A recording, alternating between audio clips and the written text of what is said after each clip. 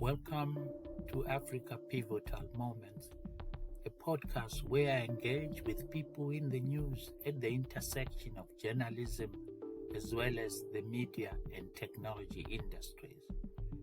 Today we welcome Professor Lucy Kueng, a world-renowned media leadership and management expert and strategist, author and keynote speaker, who walks us through emerging trends, challenges and opportunities for media, companies and journalism in a field that is slowly being dominated by individual content creators.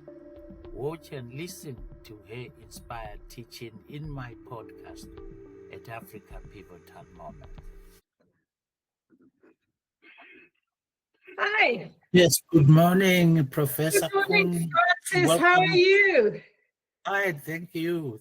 Are you still in the Swiss Alps enjoying the cold and the snow there? Do you know, I still am I live in Switzerland, so I'm still here. Yeah, but there's no snow now. Actually, it feels like spring is coming, which honestly, Francis, is good. Okay, thank you. Thank you so much for making the time to be on this program. Maybe if we could begin by you telling us your thoughts about whether professional journalism is under threat from the emerging content creators who are using, some are saying they are abusing social media by amassing, huge numbers of audiences and as well as valuable advertising and taking away these from traditional media. Yeah, I think I think that's a really good question. I think there are basically, for me, two big issues in the news industry right now. One is AI and the other is the growth of the creator economy. So I think you're completely on the money. Essentially, I think if we move the spotlight away from the news industry, look at what's happening in the media, we're seeing a split in the media entertainment industries. So there's the classic industry, which we've all grown up with: television, radio, news publishing, books, and so on. And we've got the creator economy. And essentially, in classic media, everything is more or less stagnant. There's, you're doing well, especially as a news organization, if you're hanging on to your position, if you're hanging on to your revenue targets, if you're hanging on to subscribers, you're growing. If you're growing, you're not growing in a stellar way, but it's very modest what we're seeing there. And we're seeing this explosive growth in the creator economy. And we're seeing all kinds of indicators that is where actually audiences are going, right? So I think if you put those groups together over the past few years, half of the growth in the media entertainment sector has actually been in the creator economy. And I think there are other factors playing into this. So what is accelerating this shift is a falling trust in institutions, all kinds of institutions, politicians and news organizations. I think a decline in kind of monocultures, big kind of mass national cultures. We're breaking up into splinter groups, tribes. That also plays very strongly into the creator economy shift, and also this rising demand for authenticity, which we're seeing across all media. And I think those are all elements that are kind of accelerating this shift. And if you look at the creator economy, it answers a lot of those needs, right? So it's alternative news provision. It's news that speaks more directly to you. It's news where you feel part of a club. So I think what we're seeing, that we saw that really clearly in the 2024 US elections, right? Traditional politicians bypass traditional media and instead focus their time budget, their energy budget, their kind of strategic planning on podcasters. So I think what we have to see, if we are news organizations, essentially the trick for any organization is you try and lean into where there's growth. There is clearly very little growth in classic legacy media formats. There's enormous growth in the creator economy. So I think the big strategic challenge facing classic news organizations right now is to somehow lean into that growth without compromising their intrinsic mission, their commitment to protecting vulnerable values. But I think if you look at CNN, I mean, CNN grew massively because it was there when cable and satellite took off, and it just rose with the tide. So we have another tide rising, and I think our challenge is, how do we rise with that tide? Thank you. So for legacy media or traditional media, how do they then increase their trust, the authenticity, and so on, things you have pointed out about just now? Yeah. I mean, I think the challenge we have is we absolutely have to learn the new grammar of how content works in the creator economy, the nature of the relationship between the creator and the consumer, and see how can we apply bits of that formula to what we do. And I don't think it's a massive shift. I think firstly it's very person-centered, right? There's an individual at the center, and the kind of the loyalty is kind of centered on that individual, and it's a more authentic, and I'm putting that in quotes because clearly this is a professional relationship, but what they're going for is a less professional appearance. They show more of themselves. They show themselves as a whole person. They talk a bit about their personal life, and that really brings the loyalty that can actually move into fandom. I mean, this can be really a very powerful base for monetization. And if you talk, I mean, my next book is on, building this bridge to the creator economy. And if one talks to the successful podcast hosts, it's really bewildering how asymmetric this relationship becomes, right? So the fans, the really true listeners, think that these individuals are their friends. They're sending them invites to their weddings, right? It's a kind of completely different level of connection. So that's one thing, person-centered. And I think the other thing is the tonality. What we are seeing, and this is going to be a problem for investigative journalism, for kind of hard news, but it is softer. There are fewer hard edges. These are more exchanges, not interviews, definitely not interrogations. I mean, the classic example for this is the largest independent podcast company in the UK, which is Goalhanger, which does a whole series of podcasts called The Rest is Politics, The Rest is History, The Rest is Entertainment, The Rest is Football. And their goal is warm, easy conversation between friends, right? Two experts in a pub, shooting the breeze, talking. They have expertise, but they wear it lightly. They're not, I am the expert, I'm going to tell you how this is. And again, there's this kind of informal, unguarded element to it. So I think those are really the elements we're going to look at trying to include. And I think the real problem here is around how we define quality, right? So the quality concept in professional journalism has all been about some very traditional markers around super professional, very high production values, very scripted, very highly produced. And what we're looking at is the content that is really working, that's getting traction, is much less polished, feels almost a bit amateur. And again, we can go back to, CNN had this playbook in the beginning, right? So with their breaking news, one of their concepts was we have the raw edges on display. You see the people walking around behind in the newsroom. It's all a bit, it feels like you're part of the news happening. And it's a similar kind of approach. So what we're seeing is, in this world, unprofessional, less professional, homemade is a feature, not a bug. And I think that's super difficult. Yes, indeed, it does seem to be the case, which then maybe speaks to a professional, trained journalist having to redefine what a news story is and how it's being told. So, if I understand you well, I think you are, or for part of the output, right? It might be that to get traction, to build a really loyal base, a deep connection, part of the output has to be softer. And if you look at this, the New York Times has done this in other mediums, right? So they've kept their hard news, but all their growth has been in softer areas. It's been in cooking, it's been in games, it's been in sports. And the idea is you lock people in, you build the loyalty in the softer areas, and then you hopefully lead them over to the news. And I think that's probably the strategy we're going to have.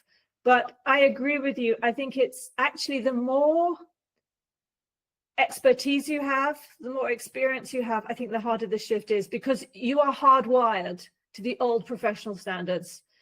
And I think it's kind of, and those standards are really anchored in the culture. I mean, I've worked on the boards of big broadcasters, and one of the things that always hit me is, are they sure they're not over-delivering on dimensions of quality that don't matter to the audience anymore?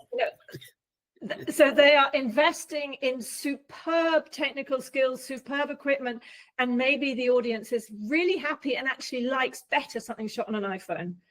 That's always hit me, and I think that's one of the difficult challenges. But actually, if you flip it around, it's also an opportunity, in fact. But I think the more senior you are in the organization, the harder this is, because it is a very different world. So, it used to be, for the last 10 years, we wanted digital natives in media organizations. Now we want social media natives. And this is a different grammar. I mean, one of the developments I haven't really looked at, but I need to look at harder is the whole activity that's happening on WhatsApp and messaging platforms, right? There's a lot of news happening there. And so there's these new dimensions of the media economy we've really got to get across if we want to actually fulfill the mission we have. Indeed. I think you did. I looked at one of your LinkedIn posts where you were talking of there's a preponderance of first order kind of thinking within the traditional media, which was not, giving us, let's say, massive positive sort of innovations. And you were looking or suggesting that we need second order thinking. Do you want to speak more about that? Thank you. Francis, I think this is absolutely central, and it's hard. It's very hard. It's hard for all of us. I find it hard, but I really try and push myself on it. So essentially, first order learning is focused learning on making what exists better, right? And that really means essentially you stay in your bubble. And if we look at the news industry, really since the onset of the internet, we have focused so hard on learning how to do digital news better. We've looked at best performing organizations. We've looked at books about the media industry. We go to conferences with news organizations. We're in a very, very tight bubble. And what that means is we're not really questioning some of these basic assumptions, like assumptions about what actually is quality. So I think there is a huge challenge around getting to second order learning, which is really about questioning some of the basic assumptions we've got. And the second order learning is really where you get the step changes, where you get the breakthroughs. And if you look at the classic disruptors, what they do is they come in, usually the door is opened by new technology, and they look at an industry, it could be taxis, it could be hotels, it could be whatever, and say, how can this technology fulfill that need for the audience in a completely different way? And essentially the asset they have is they don't have all these old assumptions about this is the right way to do things. So what the risk with first order thinking is we're just optimizing what already exists. We're not going to challenge it. And I think the challenge with second order thinking is it needs a lot more mental dexterity. You need to be really open to unlearning. You need to, it's a lot of the challenge we saw when data dashboards came into newsrooms, right? Because that showed that what we in the newsroom think are the really important stories that people should be reading from start to finish, they're not, they're reading something else. And that was really, I think, very difficult, because that throws into question the kind of professional expertise. What is the value of my input here if I'm not right? So we need to get to a position where we can question all those assumptions. And I think the big thing here is we're not going to get there by continuing to look inside our industry, inside our bubble. We need to really look out for people who don't share our views, uncomfortable facts that challenge the way we think. And that means, I think, in practice, we need to really dig deep into other sectors. Let's look at how the fossil fuel industry is coping with disruption. Let's look at how the automobile industry is dealing with disruption. Let's look at what's happening in space. Are there other lessons, other ways of approaching things that we can take away from this? Because I think, frankly, we're moving ahead very slowly as an industry. I mean, we are gradually slipping down the food chain. This is what really worries me. You know, we're doing fine. If you have a kind of narrow horizon, we're holding on. But gradually we're slipping down and other players are coming in on top. And that's a very hard dynamic to break. But I think really re-examining some of the basic assumptions is what we need to be doing. And I think what that means is dig into other sectors, read really widely, I think is absolutely critical. I read a lot of political history. A lot of the work I do is around advising CEOs and the top teams. And one of the critical things is how you put those teams together. And it's really fascinating if you read the autobiographies of prime ministers when they came into office, how they put their top team together, what they got right, what they didn't get right. You can pick up an entirely different perspective on this. So that is probably one of my one of my priorities for 2025, that we need to really get out of this bubble, because we are making such snail-like progress in terms of building a resilient industry. Okay, so then looking at the sustainability of, let's say, the traditional media, what are you seeing there in these circumstances which you are describing? What am I seeing? Good question. I think what I'm seeing is there has been a kind of, for large legacy players, there's been a kind of accepted playbook now, right? Which is that central funding, the kind of central pillar of funding, is from a direct relationship with readers, so direct to consumer subscription. And that is a massive retrofit of the organization, actually. And I think people underestimate quite how expensive that is, particularly in terms of the debt, the tech, the data, the products, that whole architecture that needs to be in place and work well. That's happening. What you're also seeing with, say, news organizations have a number of products. We're seeing bundles happening. So bundling is super smart, because that way you can really reduce churn, you can increase loyalty. I think bundling will continue. And I think adding on additional revenue streams, I mean, podcasts, perhaps, I mean, that's the big dilemma with podcasts, isn't it? Is this a marketing tool to increase reach, or is it a revenue generating tool? So I think, the whole industry, at least in Europe, is looking at the economists that put everything behind a paywall. How is this really working? A lot of quality news organizations would love to put their podcasts behind a paywall. I think that's one of the big dilemmas, as yet unproven. And in fact, if you talk to the really successful podcast organizations, they're making their money through advertising and sponsorship. And membership is growing slowly. And then events. I think events are,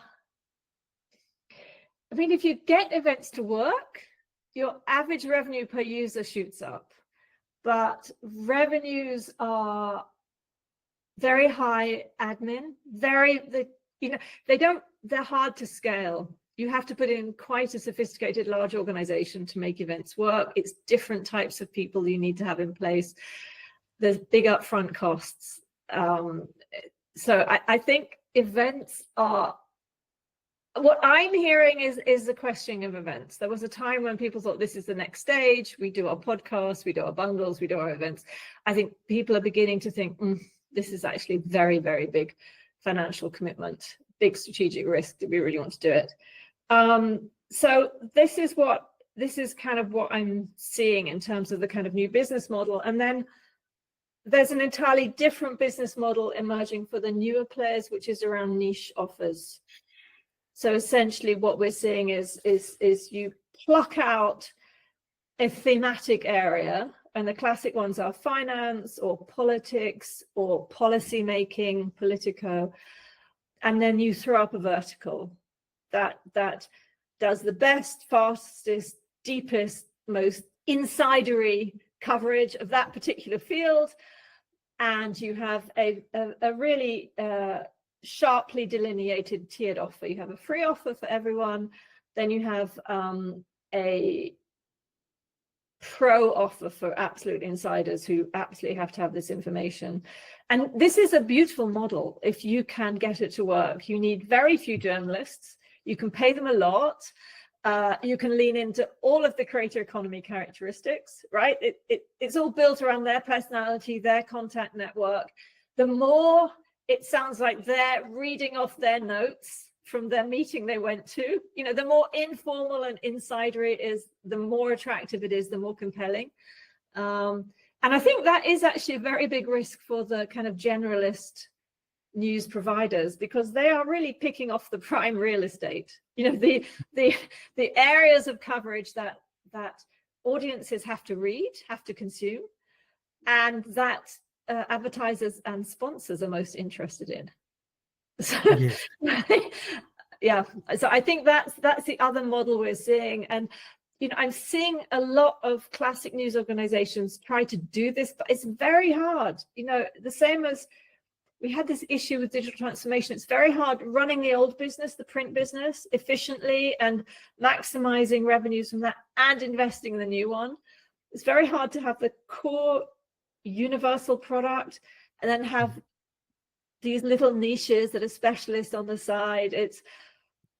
I think you can't move fast enough. I mean, that's really the problem. I think it's at the moment, everyone's been talking about agility forever, but it is super difficult and super important that we just actually get faster.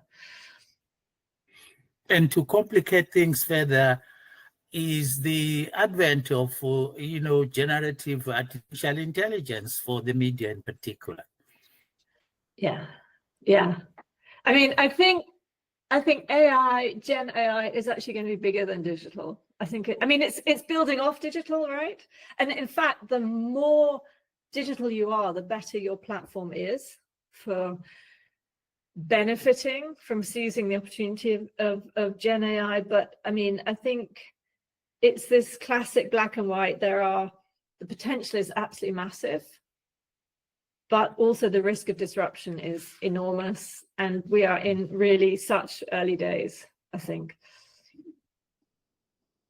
And what is going on in terms of addressing the ethical questions of AI? You know, they don't seem to be particularly addressed, you know, as far as I know. I think the EU does have some kind of an act which looks at this, but it doesn't look like it goes far enough.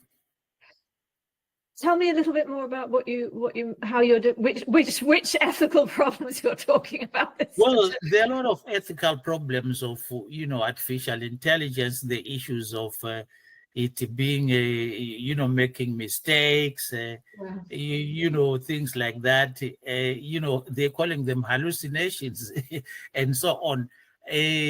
So you cannot perhaps trust the information, you know, which comes from these AI tools and so on. So, and there are other issues as well. I mean, they've been developed mostly by the Western world, and it doesn't look like there was much consultation with, let's say, other key stakeholders, and certainly from the majority world. So how do we address all these issues? I think we need to separate the levels, actually. Okay. And I think there's an issue around LLM provider dominance that actually the media industry has really no influence over. Actually, I mean, I think that is for politicians, regulators, lawmakers to tackle. Super difficult to tackle because they move slowly and they don't really understand the technology as well as the LLM technology majors who are producing it. I mean, this is a classic thing, right? When you have a big new technology coming, the big players have a kind of free strategic space into which to move into. They have a playbook in their heads, right? Establish dominance, and then the regulators come in later, trying to retrospectively regulate something that already exists, which is always harder. So I think actually the most intelligent thing for media organizations, I mean, the challenge for generative AI, as I see it, is essentially it lowers entry barriers to professional media, right? What used to be the hallmark of professionally produced media basically is now open to anyone. And that's going to massively increase competition. And what that also does is it's going to make it harder and harder for media companies to increase their prices, which they have to do. I mean, if they want to invest in technology, invest in journalism, they need revenues coming in, and this is actually going to depress prices. And it's also going to increase rivalry. So there's a risk they just get into a vicious circle. So I think the first thing media companies absolutely have to be doing is acquiring what psychologists call domain expertise. As many people in the organization have to have a broad understanding of what generative AI is, how it works. They need to get fluent with it, right? From the top to the bottom. And I think we are such an early stage. I think somehow that's the basic thing. So that's one thing. You just need to get as many people as possible really understanding how this technology works. So, because then you can begin to get the creative applications, right? You can't do that if some consultant is coming in and telling you it. You need the kind of creativity and intrinsic motivation of the journalists to work on this stuff. Secondly, as a company, and this is really for the top of the organization, they need to design their stance. How are we going to use AI? You know, where do we think it can help? Where do we not want it touching anything? There's a kind of policy level. I think you need to set the norms. Are you going to have the norms that we expect everyone to be fluent with this? Do we want just the kind of early leaders, a small group that are going to be our AI experts? I think you need to decide which LLM you're using or which couple. And then I think you need to really have your guardrails up, you know, your policies, how do you use it, how do you not use it, where are the absolute red lines? So I think there's a huge kind of learning need at the moment. Yes. And if you look at this as a tool, which can, if you look at this, you have a resource constrained sector, doesn't have the resources to do all it wants to. How can it intelligently use this to do more of what it wants to? I think that's kind of the approach you have to use. What are the guardrails you have to put in place? And then there's a kind of development journey. So the first stage is just experimentation. We're just looking for incremental benefits.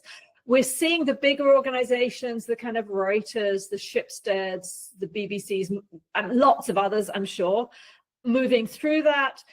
And you're beginning to really start to scale what's working, and you're starting to redesign workflows. The really important stage, I think, for the future of the industry is going to be the so-called disruptive stage. That is when you get new companies, new products, new services really built on a platform of AI, generative AI. And my fear is, because the media industry tends to, it's not the most agile. I mean, I'm not diminishing this amazing revolution that's taken place in the sector. I mean, it's incredibly impressive, but this technology is moving very fast. There's so much unthinking, unlearning that has to happen. And we talked earlier with second order learning, it's very hard to do. I fear the really disruptive solutions that come from outside the sector. So I think that's the important thing. And I think in terms of strategic advantage, the challenges around working out what is it you offer that AI can never do, and really leaning into that. So it's about being very human made, right? I was listening to a podcast, Ian Bremmer talking to the CEO of The Atlantic, and he was talking about, you know, the fact AI can't replicate style, a human voice, a really human voice. So lean into that. We're looping back though to this whole creator economy thing, right? It's about being superhuman, super authentic, a person. And I think they also can't do on-the-ground reporting. It can't do breaking news. So there are areas that I think we need to lean into, but I think there are other areas where probably we need to accept we're going to have to cede these to. Yes. But how does the media then get to learn about all these things, when the big techs who are behind, the AI are not sharing really much of the information and the knowledge? Well, I think it's using the tools, actually. I think it's using the tools. I think the issue is to, get fluent in prompt writing, get fluent in kind of multiple prompts for projects. I mean, it is the most extraordinary assistant, a sort of very high potential, but as yet untrained intern. I mean, really, and just, and it's very good for a lot of the stuff that the media industry isn't strong in, doesn't perhaps want to devote its time into. I mean, I think there's a challenge around using it intelligently to kind of reduce workload. But I do think I don't know how you see it, Francis, but I see there's one of the problems is the media industry is looking at this like it looked at digital, and it's expecting the same kind of relationships with the LLMs as it had with the digital platforms. And this is a different world. This is not going to happen. And I think that's, for example, a piece of unlearning. There is this assumption we're going to end up replicating those kinds of relationships. It's not going to happen. I mean, they basically, the LLMs, what we're seeing already is those relationships have moved out of they need the training data. They've got the training data. I mean, there is a whole legal discussion to be had about how they took that training data and if they compensate people fairly for it. But that stage is gone. What they now want is access to ongoing real-time data. But then there's going to be one or two players in each market they're interested in.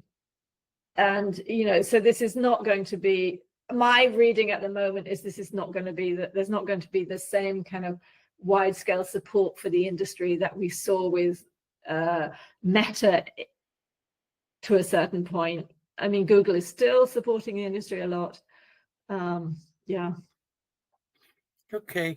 One last question, Prof, is, I have to ask this given its importance. I mean, Donald Trump yesterday was inaugurated as the 47th president of the US. What are the implications for the media, for a free and independent media, his return to power? Oh, horrible question. I mean, there is a kind of sinking feeling at the moment, right? Very hard to say. I mean,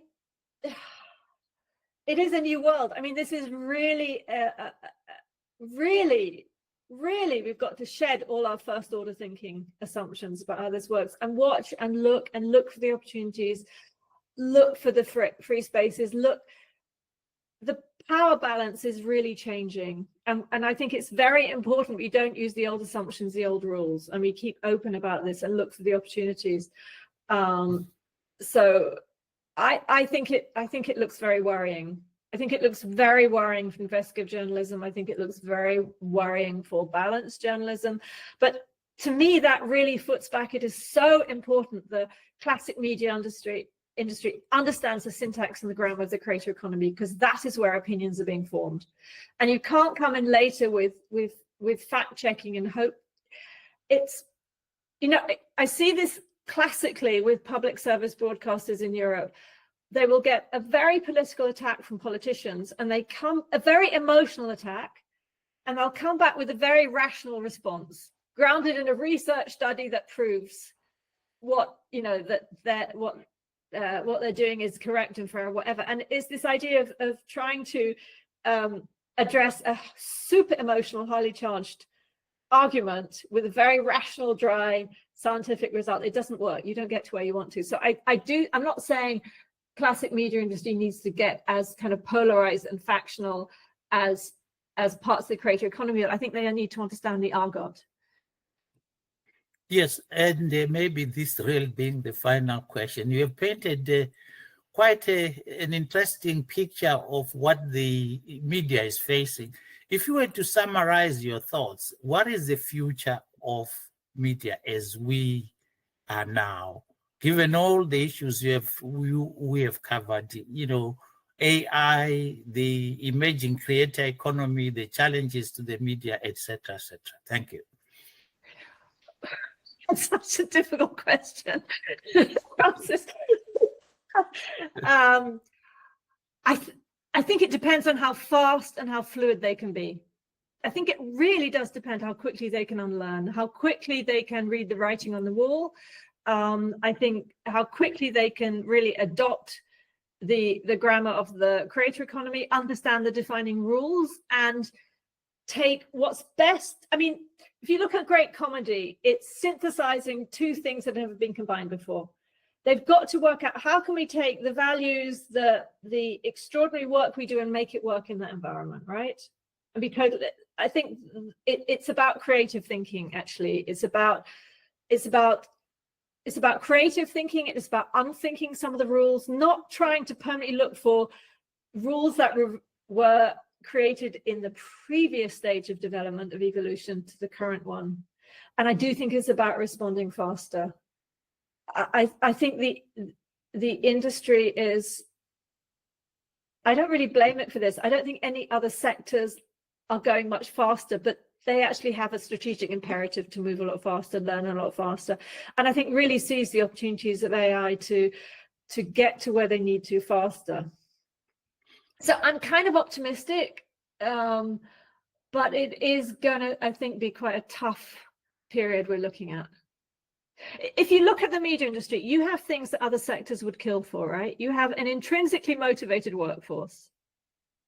Most companies are fighting with very low levels of motivation. You have people who basically would be doing journalism if they were paid basically nothing. It's their mission, right? It's their calling. You've got intrinsically motivated people. Those are the most creative people. You've got incredibly highly educated people.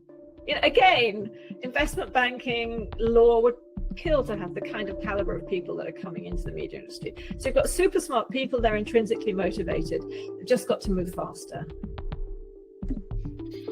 Thank you for these insights, Professor Kueng. We wish you well. You are doing great work. Thank you so much for being on this program. Thank you. Thank you, Francis, for inviting me. It's really been a pleasure to answer your questions and get to know you. Thank you. Thank you. Thank you so much. Bye-bye. Bye. And that was Professor Lucy Kueng sharing critical insights on the moving train of challenges and opportunities in today's news media industry. Thank you for listening today.